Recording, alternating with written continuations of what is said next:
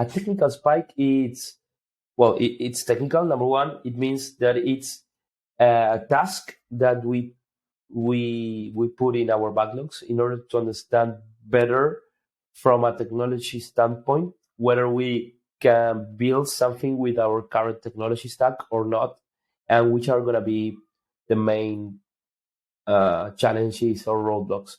Is it going to be the number of dependencies? Do we need to build something very big, or maybe it's better to get it from a third party?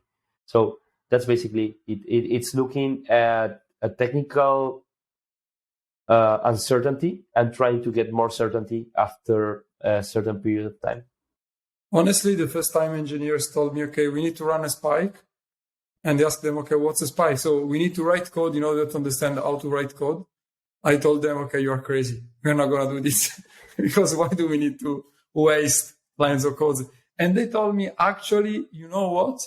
You are going to waste a lot, like order of magnitude more lines of code if we don't do spikes. And they just persuade me like in 30 seconds.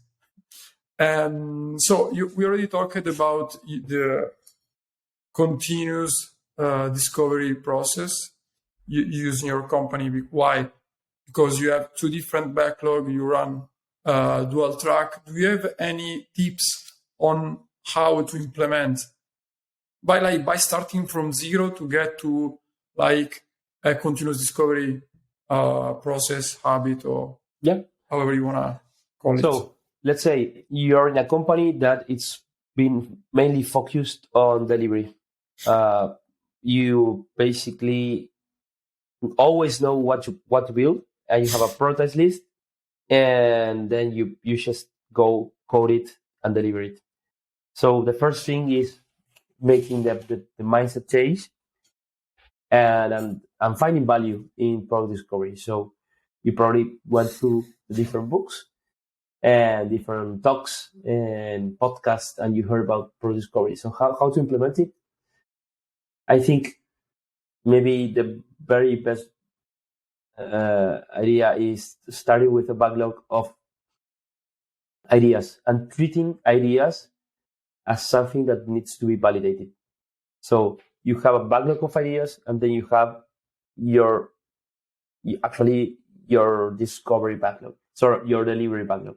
Usually, the delivery backlog, we use typical engineering tools like Jira or GitLab or that kind of software.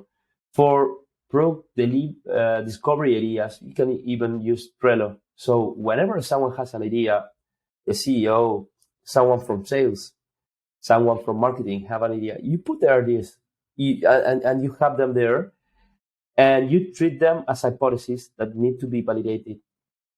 If you do that and you work in parallel looking into new opportunities but also delivering, you're already doing product discovery.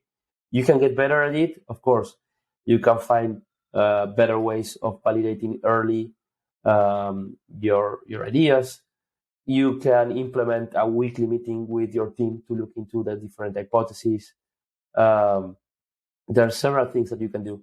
But even my recommendation would be to start with baby steps.